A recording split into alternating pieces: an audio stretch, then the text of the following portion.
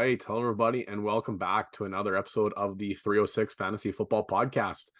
We're here recording on the Tuesday evening for our 104th episode here, recapping our previous week number 10, and then we'll get into our week number 11 here upcoming. For a lot of fantasy folks, week number 11 is the trade deadline. So this is a big week for a lot of folks out there, whether you're selling for the future, or you're buying for the win, or you're just trying to add another piece to compete. If you're in those redraft leagues, what have you, it's a big week for a lot of folks out there. So this is it's an exciting week. It's an exciting week of football. Next week, I'm looking forward to. We got the Thanksgiving games. There's 3 on the Thursday. It's one of my favorites of the year, and no bye weeks that week. So lots of football you had, and I'm excited for that one. But I guess let's talk this week of football, I suppose. But before we get going here, we just the two of us. Armand, how's things going? I know you needed a big Monday miracle. Once again, another Monday miracle for Armand. So I can only imagine our first day back from the break on the Tuesday was a good one.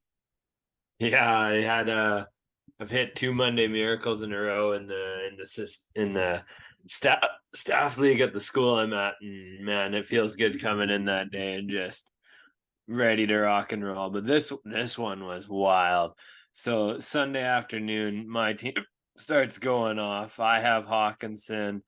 I have who else do I have here that was going off? Pittman has a good day. Metcalf finishes all right. Eckler puts up 21.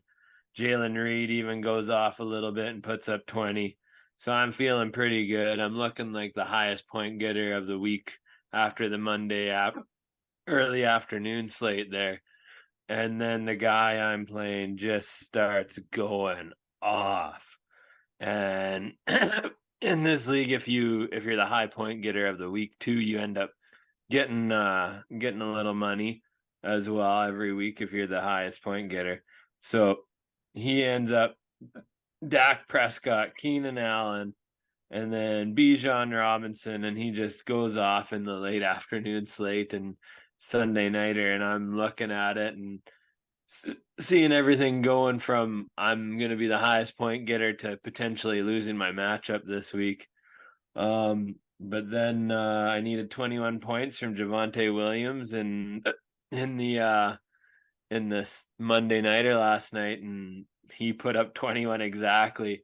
That touchdown at the end of the game gave me the win and the money for the most points of the week. So that guy I was playing ended up having the second most points on the week and losing, which kind of sucks for him because he went off. But it felt really good for me to be able to pull that one out. And like this league's full PPR. Like if that wouldn't have been a pass to Javonte for that touchdown, I don't win. Like that's how close it is. Like I had 160.45 and he had 159.8. Just a tight matchup of 2 guys going off. I was a real catch-22 with that Javonte touchdown because I'm choked that he got the touchdown because it made me not get first place. Same in our DFS league, the number one point getter gets 2 wins. So they get 2 wins plus $20. So it's a big win if you get first place. So I ended up losing first place by I think 2 points, which we were just talking about. You're on one side of the spectrum, you're pumped. One side of the spectrum, not so much. I mean, I still got 1 win, but I lost $20 and another win on top of that, which kind of sucks. But at the same time, it got me the win because going into that game, I kind of had this sneaky inkling that, okay, maybe Denver competes. Maybe, they're looking pretty good. I know we're going to talk about that in the next segment here. I know, Armin, you want to touch base on that one, but Buffalo hasn't been looking all that good. Denver's kind of been, since they got smoked by Miami, they've been kind of looking sneaky. Defense has been good. So you know what? Anything can happen this one. I think it was plus 290 or maybe plus 310 for Denver to win. Last time I looked at it, it was plus 300 because I almost put money on it for Denver to win too. I jumped in on that. So I was kind of just being stupid, but I jumped in on that. Then I did another bet at minus 110 from the cover the spread, which was 7.5, which I felt way more comfortable on. So I hit that. I hit the money line, and then I hit a parlay. It was a Courtland Sutton touchdown, Denver money line, and then Josh Allen to throw an interception. And like he hit that early. So I hit the Josh Allen interception before I even hit the Courtland Sutton touchdown, which like that Courtland Sutton touchdown, I'm talking about in my 7 things you need to know about week 10. That might be the touchdown of the year. Like that was incredible. That toe I tap. honestly thought he was throwing the ball away. I thought he threw the ball away. Yeah, I did too. It was like fourth and 2, and you're throwing the ball out of bounds. Like, come on, Russ. Like, give it a chance. If you pick, what's the no harm, no foul. And then all of a sudden, it's like it couldn't have been more on the money. Like either Cortland caught that or it was thrown away. Like that was spectacular. And here we are hyping up Russell Wilson and Cortland Sutton. If we were talking about this last season, we would have sounded like a couple of meatballs. But yeah, hyping up Russell Wilson on a game where his average target depth was 3.4 yards. Hey, he did what he had to do. And by that, I mean, he let just Josh Allen get his own way. But, well, we already kind of started talking about it, but our quick question of the week, we thought about talking about, trade deadline targets, but we kind of just did that. Was it last episode, the episode before? We kind of threw some of those names out. So, let's pivot. Let's do something a little bit different. And we're talking about teams that at this point have surprised us going into just passing week 10, going into week 11. Like for fantasy football season, we have 4 weeks left, which is like so bizarre to think. But then the NFL, obviously, there's still a full more 8 weeks left in the season. But we're over the halfway point. And what are some teams that are surprising you, whether that be in the good or the bad? And Armand, we just started talking about, we were talking about Denver there a little bit. We might as well let you go first. Yeah, and sorry everyone, I have the hiccups right now. I'm trying not to hiccup in the microphone, but this is like the equivalent of Armand's flu game here. So we're seeing him perform at peak performance. All right, so my pick is Denver, and like their wins aren't nothing here. I mean, their first win of this 3-game streak was against Green Bay, who isn't the strongest team, but then they beat KC and they beat Buffalo, and I know Buffalo's kind of limping through here, and Josh Allen has getting in his own way, as Jordan said, but they're still a good team, and they're still a team with Super Bowl aspirations. And for Denver to beat KC, the team that everyone's vying to take down and is looking to repeat again here this year, and Buffalo, another an SBOB, as some people say, Super Bowl or bust team, that's not nothing. And so I'm interested to see how they finish the season, because they could definitely get themselves in the playoff race and see how they do in the playoffs. Who knows? We know that roster was pretty good before Russ came, and they've been struggling here, but it seems like they just needed a few weeks to figure out Sean Payton's coaching style and his offense and everything, and now they're rolling. And they're talking a lot on the broadcast, and if you look at it, they're leaning on that run game heavy too. They're giving the ball to Javonte a ton, and they're letting him do his thing, and then just asking Russ to manage the game and throw a few good throws here and there. And he actually looked pretty good. The stats don't show it, but he looked pretty good in that game. I was just going to say, the big difference for him, his pocket presence this year compared to last year is night and day. Like last year, he stood in the pocket way too long and either got sacked or he would make a poor decision being rushed. Like, how many times last night did he get pressure and then he stepped up in the pocket, and then you could see he was making his checkdowns, and then either he ran it for a 6-7 yard pickup, then get them in the field goal range, or he'd find that he'd be looking for the survey and find that check down, and they picked up like 12 yards a couple times with those little like option play. Like, he's making good decisions, and that gross little flick he did a few times. Whew. Yeah, like he's like, I'm not talking here Russell Wilson top end quarterback, but he's making good decisions compared to what he did last year. Like he's not giving the game away, which is what Denver really needs him to do, because Javonte's been doing what he needs to do. So that's been Denver the last few seasons. They've just been looking for a quarterback who can not be a liability for them. And Russ was a liability last year. He's not a liability now. Well, I was just looking at, I think, if I'm not mistaken, I think they're a game out of a playoff spot right now. Are they not? They got to be close. Let me see if I can pull it up here quick. The wild card. Oh, they're 4-5. So yeah, they're I guess technically they're 2 out, because Houston's got a 7 spot at 5-4. Oh yeah. So I mean they're 2 out. Yeah. But still, like, playing good football compared to, we were talking about this after the Miami game. It's a different conversation, especially they were a team that were rumored to be sellers at the deadline too. So my team I'm going to talk about was the other end of the game, and I thought about talking about Houston just because we expected them to be a write-off, but they're competing. They're in the playoff spot as well too, and they look good. Like that was a huge upset against Cincinnati. I know you're saying like the wide receivers are banged up a little bit, but like that's a huge win. That was a big win in Cincinnati. Like that, everybody's like, okay, well, CJ Stroud's good, but this is a huge test and on the road. Like he's going to learn in this game. I think he learned a lot because he looked really, really good. I think he only threw for 1 touchdown though. But I still think he threw for like 371 yards or something like that. So he still had a pretty good day, obviously. But I'm going to talk about Buffalo. Buffalo, like it's bad vibes, and even Armin, we were talking in the group chat there, and a couple of guys were not in our fantasy group chat, but like in one of our leagues, and the guys were talking about it, and they said, well, like why though? Like why all of a sudden is Buffalo changed?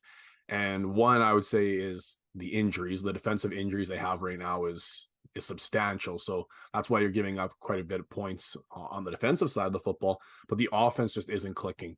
And part of that is, man, Josh Allen is making decisions very similar to what he made his first year when he had more interceptions than he had touchdown receptions. Mm-hmm. Like he still makes those big plays, those big arm plays, those big runs, those even some of those throws where it's like, holy man, like you are an elite talent. But then there's some where it's like, that is a clear double coverage with a corner undercutting, and you're trying to make that pass and then you throw behind the receiver. It's like that's a bad decision, and he's making a lot of those bad decisions, which is obviously not only stalling out the offense but giving the ball over. Like that play he threw, the second pick he had there right at the end of the second quarter, where they stopped Denver gets a field goal, and now you got 48 seconds to go down, try and get a field goal. Like, yeah, you're trying to push the tempo, but at the same time, you don't want to give Denver another chance to put up 3 more points or possibly 7. And now this game's out of reach going into the third quarter. And that's what he did. The first snap, he underthrows that dig, and it is like underthrown. And that corner was reading that the whole way. Like that was just a bad read. And that's the situation they're at right now at Buffalo. Do I think Buffalo makes the playoffs? They're 5-5 right now. They're 1 game of a playoff spot. Very likely they could. But have you seen the rest of the season schedule for Buffalo? Oh, they don't have it easy. Man, they go through the grind here. I'm gonna see if I can try and pull it up because I was just looking at it.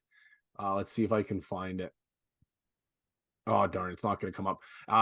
Like they got to go through. I think it's New York, Jets, Philly, by KC, Dallas, Chargers, New England. Like, oof.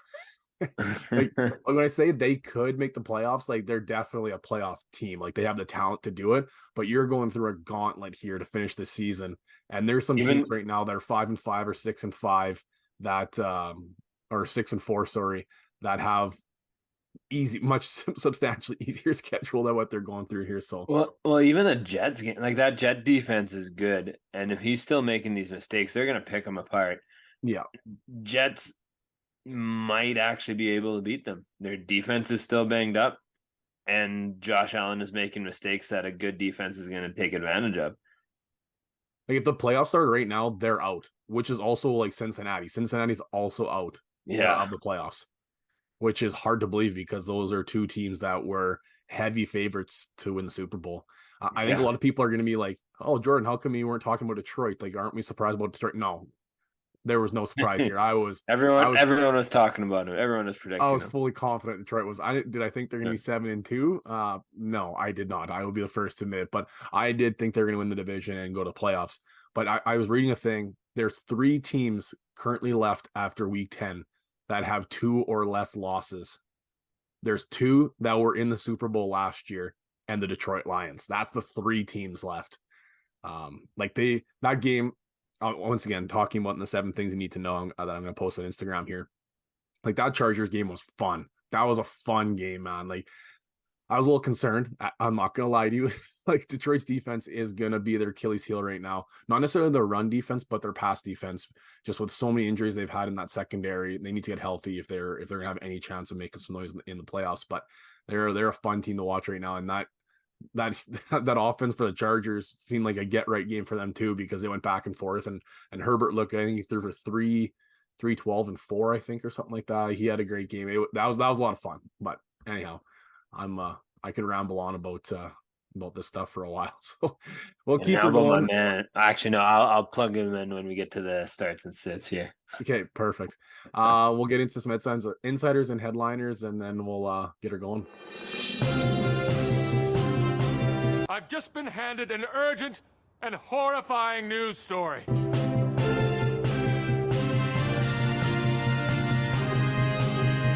I'm Ron Burgundy. Okay, rapid fire. New York Jets released RB Michael Carter. Kind of was a little, was it last year? He had his little moment in the sun with Jets, Yeah. but this was kind of a no-brainer, obviously. Not a no-brainer that he was going to get released, but a no-brainer that he was going to be outside looking in, with Breece Hall coming back healthy, with Dalvin Cook getting signed, and then them drafting Israel. I can't even remember how to pronounce his last name. You were talking about him. Anaconda. Thank you. You were hyping him up in the offseason. He was outside looking in, so this was inevitable. He will get picked up, I imagine. He's a pretty good pass catching back. Had shown some success early on in his career, so I imagine he gets picked up. Just to wonder by who. Devon Achane, they've opened his window for 21 days to return off the IR. I don't know if it's this week that he'll be back coming off the bye. That'd be awesome. If not, I imagine he'll be back the week following. T. Higgins in this big Thursday night matchup against Baltimore, that really the Cincinnati Bengals need to win this matchup. T. Higgins is unlikely to play with the hamstring injury, so miss another week. Keenan Allen, shoulder, considered day-to-day. He went down in the game against Detroit, came back, but was in a limited snap throughout that game following the shoulder injury. And then Zay Jones was arrested. He missed his past week, but now he was arrested as well for a misdemeanor domestic charge. Unlikely we'll see Zay Jones for the remainder of the season, which is obviously a huge loss for Jacksonville's offense. But I mean, we've seen this play out before. It's that obviously doesn't belong in the NFL, doesn't belong in any situation. So it's obviously the league's got to do what they got to do, and full agreement there. So studs and duds, week 10. Armand, I like this one, and I'm not going to call it a homer pick just because I like it. So let's go for it. Yeah, I don't think you can call this one a homer pick because the positional advantage he gave you this week was massive. And that's my boy, good old TJ Hawkinson with the Vikings here. And without Jay Jeff, he has turned into the target hog that Jay Jeff has been all season long. So my guy, TJ Hawkinson, outscoring tight ends by a wide margin this week. Former line too, so I mean I'm all for it. I also have him in Dynasty, so I'm not mad about it. I've had this guy as a stud, I think, twice now already this season. And I'm throwing to him again because in my matchup in Dynasty, I was really concerned that I was gonna lose my first matchup of the season. I was like, oh, my dream is dead. Here we go. But CeeDee Lamb had a huge game, and not to the chagrin of Brandon Cooks, who I was playing against in the same matchup. Brandon Cooks had a huge game. I think it was 10 receptions, 179 yards, and a touchdown. He was incredible. But CeeDee Lamb just getting it done. 14 targets, 11 catches, 151 yards, and a touchdown. Also another, it was almost like a little end around, 14 yards and another touchdown for 34 fantasy points. CeeDee Lamb is a superstar. He's a stud. He's a superstar. He is Dak Prescott's kind of water wings or life jacket, what do you want to call it? Whenever he needs pickup, he needs those yards. He's looking for CeeDee. He's finding himself open in the end zones, and he's been playing against some good defenses too. He's 4 weeks in a row now he's produced. The last time he had it was against, I think it was San Francisco 4 weeks ago or 5 weeks ago. So this is 4 continuous weeks in a row now of CeeDee balling out. If he had more touchdowns, we'd be talking about him as right now the wide receiver 1, if not, but I think he's wide receiver 5 on the season. And he only had 4 touchdowns so far this season, which is hard to believe.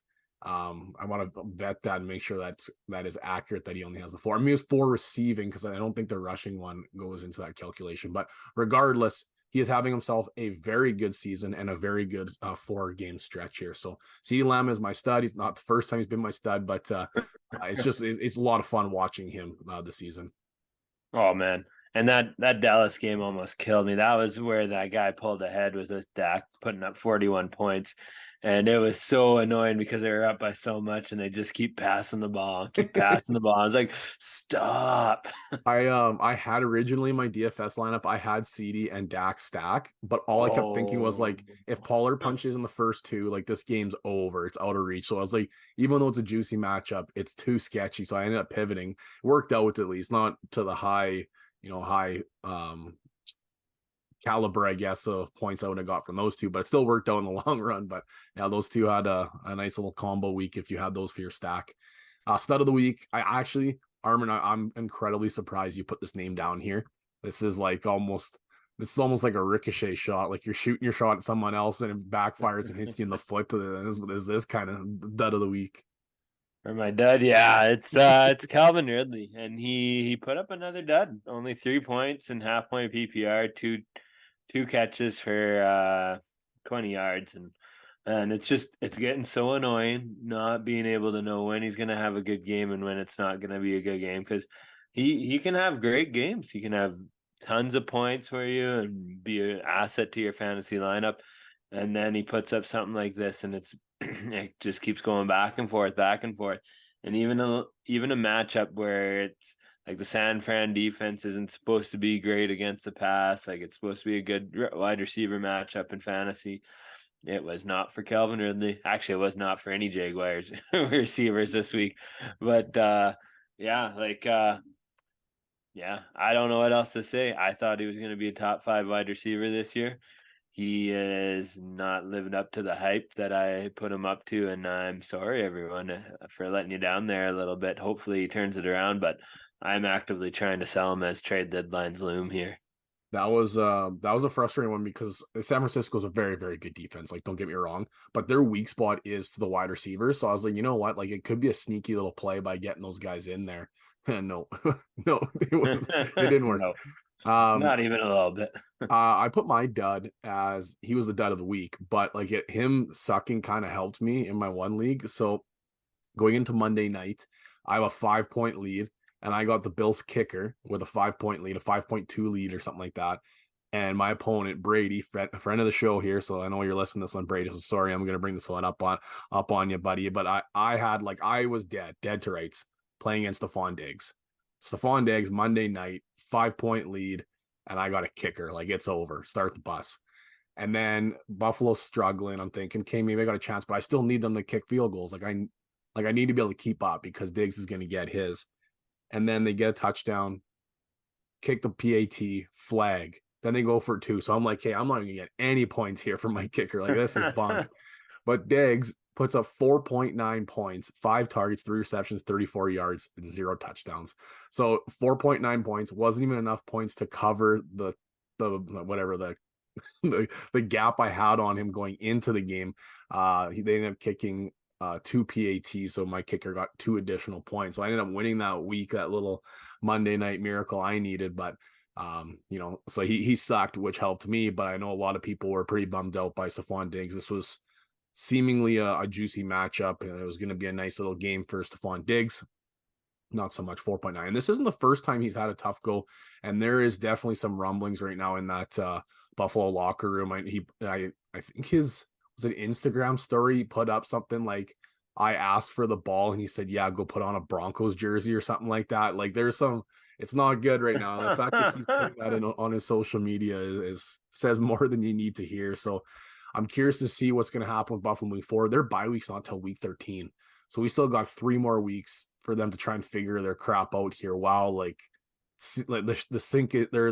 ship is sinking currently right now. There's a gigantic hole and they're taking on water big time. So we'll see what happens there, and hopefully Diggs bounces back. And if not, this could get ugly quick for Stephon Diggs owners. But going into our upcoming week here, thank God we survived the bye weeks. And it was weird because 4 of the big offense, for sure 3 of the biggest offense in the NFL, plus another one with some big names on it, were bye weeks. But we still had some huge weeks and some huge fantasy production with these teams off, which was nice. It's awesome to see. But we welcome back the Kansas City Chiefs, Los Angeles Rams, Miami Dolphins, and the Philadelphia Eagles. And then 4 teams going on bye: Atlanta Falcons, Indianapolis Colts, New England Patriots, and the New Orleans Saints. There's a team that needs a bye week more than any team right now. It's the New England Patriots. Boy, oh boy.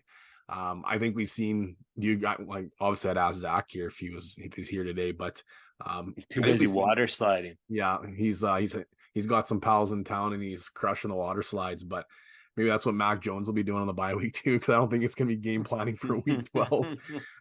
Do you think we've seen the end of Mac Jones?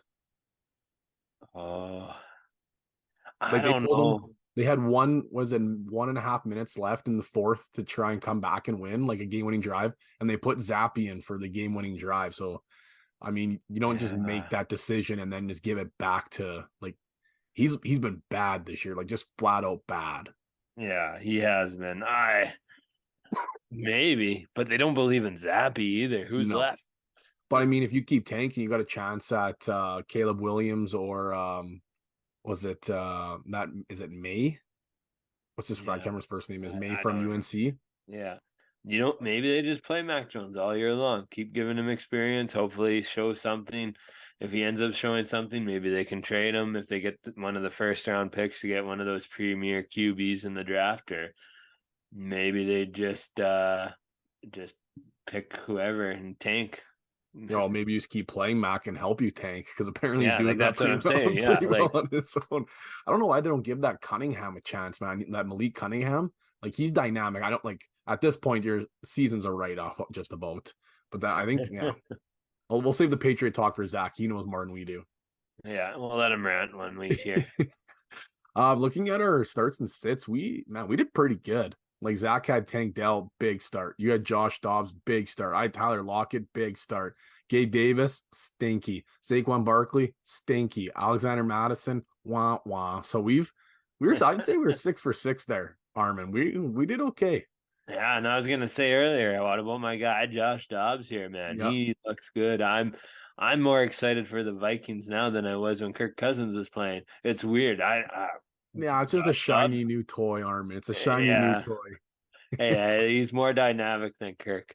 Well, like, going into bye weeks now, I think people should be confident in trying to trade for JJ. Lee Grant, I think he comes back this week, so the time to trade for him was obviously when he was on the IR. But people were pretty scared about what's this happen with no Kirk Cousins, like, is Dobbs, and like, I think Dobbs is going to be able to support JJ. Is it going to be to the hyper-focused, hyper percentage that Kirk Cousins was giving him? I don't know. Are they going to be able to move the offense? Look at TJ Hawkinson this week. Yeah, but there's like, look at how much he hit the tight ends in Arizona too. Like, he supported Zach Ertz, he supported Trey McBride, which, speaking of Trey McBride, man, he had a freaking heck of a week too. But he had a good week. I'm curious. Like, I'm going to throw some feelers out. I think JJ's back this week. Maybe you can flip, somebody that's been struggling a little bit, or like there's somebody that's been playing well, for JJ, the team that has been struggling. It's possible, but anyhow, we're 6 for 6. No Zach this week, so I mean, we could go 4 for 4 here, Armand, or we'll see. I guess our big starts and sits, but we'll start it off with you with our start of the week against the New York Giants. Yeah, I got Brian Robinson. So last week he was actually RB1 on the week. He put up a big amount of points, and actually most of it was in the passing game. He had 119 yards receiving, which never really saw from him before, but he did have one huge catch for like 60 yards and a tutty there. But the Giants are a nice soft matchup for him. And this last week showed that the Commanders could use both Robinson and Gibson in tandem, and both of them be fantasy relevant, which was pretty cool to see. And the Giants is a nice soft matchup. They should run the ball a lot and not be looking to air it out a whole lot. So if they're passing it, 2 even checkdowns to Robinson and Gibson. So I would be willing to even say start Gibson this week too. Yeah, I think Gibson put up 14 points himself. Like, it's interesting to see what's going to happen there, especially a matchup that's like, I would expect Washington to win this one. I expect Washington to be up. I expect Washington to pound the rock. So, I mean, it's one of those ones where just the math makes sense there for sure. Yeah. I'm going back to the well. I had him as a start of the week before, and it was kind of like one of those, I think I actually said, this is a rock throw, but the bye weeks are so bad, we're hoping for the best. and it hit, like it hit big time. But since then, he has gained the trust of Patrick Mahomes, and I'm going to start Rashee Rice. He's the wide receiver one in that offense now. Obviously, he's not the first target. The first target is obviously Travis Kelce. But coming off the bye, both teams came off the bye. This is the Eagles versus the KC, repeat of the Super Bowl from last year. And both teams are coming off the bye. I think this is going to be a phenomenal game. It's the Monday nighter. I think it's going to be a well thought out strategic game plan. I think there's going to be some fun, plays, some quirky stuff that's going to happen. I think this is going to be an exciting Monday night. And if you throw Rice in that matchup, it's going to be a lot of fun because it's going to come down most likely to a Monday miracle, a quote unquote Monday miracle. But if you look at the statistics, they would heavily support the fact that you need to start a wide receiver against Philadelphia Eagles. Travis Kelce would be the primary target, but I would be pretty confident saying that he is going to be bracketed or heavily covered for sure. The safety at least is going to try and stand over top and shadow where he's going to go, which might even open up the wide receivers even more than before. But if you look at the Philadelphia Eagles through 9 games, they're averaging 30.6 fantasy points to the wide receiver position, which is like a lot of fantasy points. 14 touchdowns, 1,800 yards they've given up to wide receivers this season. They're incredibly good against against running backs, but wide receivers, they've been very poor so far this season. So I expect a lot of points. I expect the ball to be moving a lot. And Rashee Rice has been continuously showing, that I'm a wide receiver that's going to be here. I've earned the trust of Patrick Mahomes.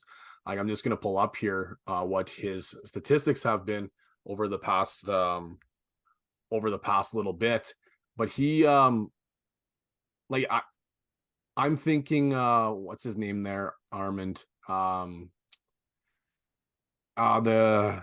KC had him. He went to the Jets and then they traded for back to McCole Hardman. Yeah, McCole Hardman, yeah. Yeah, like they brought in Hardman, and I think people thought like, okay, this might be their wide receiver one or bringing them back in. But I don't think so. Like against Minnesota, I think that was the one where I said, hey, start him just as a rock three. He put up 11.3, but 5 targets, 4 receptions, and a touchdown. Then the next week against Denver, 4 receptions for 72 yards, 10 points.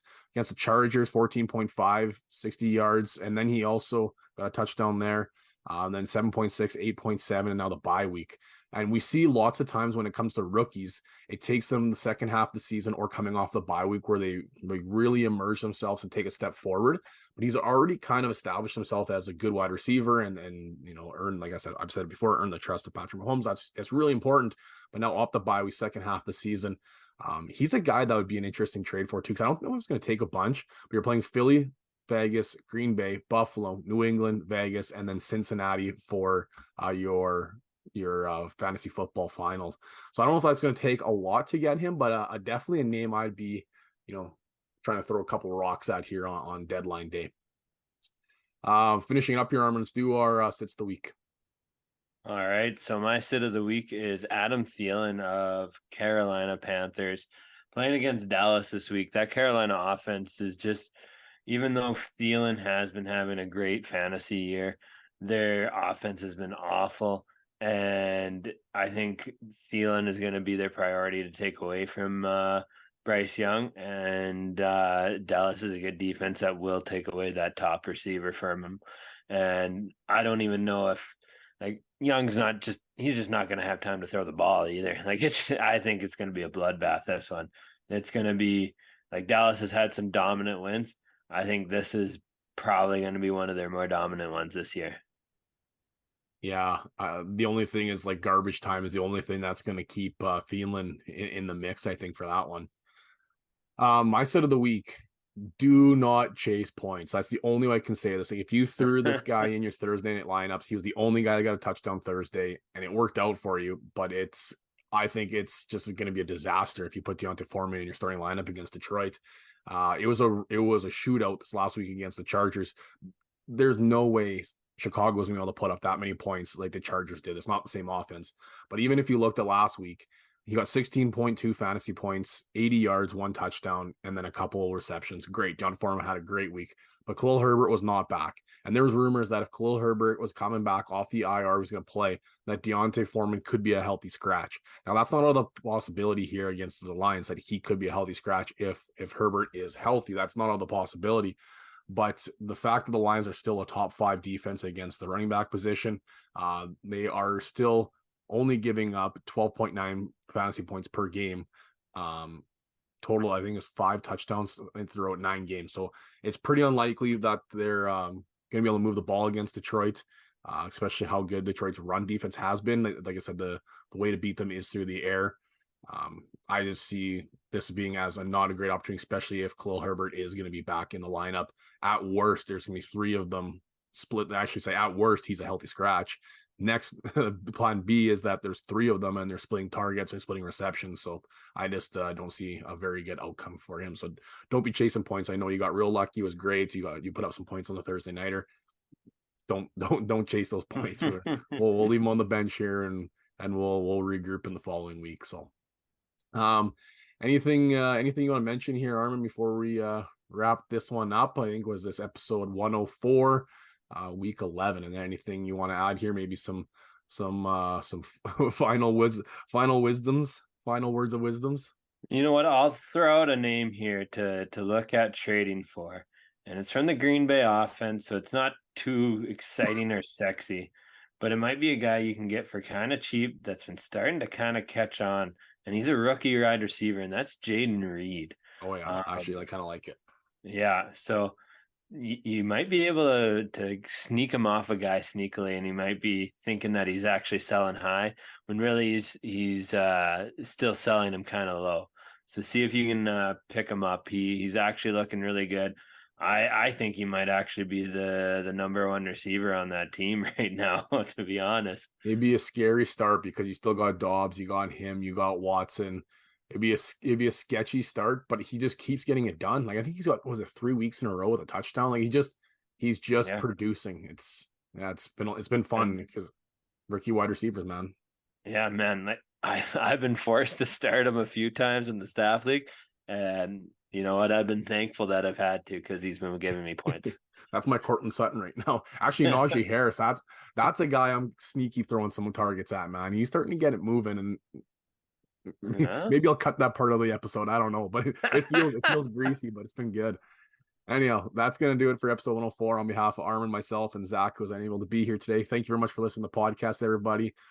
Get on those waiver wires, get on those trade targets, and let's get active in week 11. Take care, everybody. Thanks for listening. Talk soon.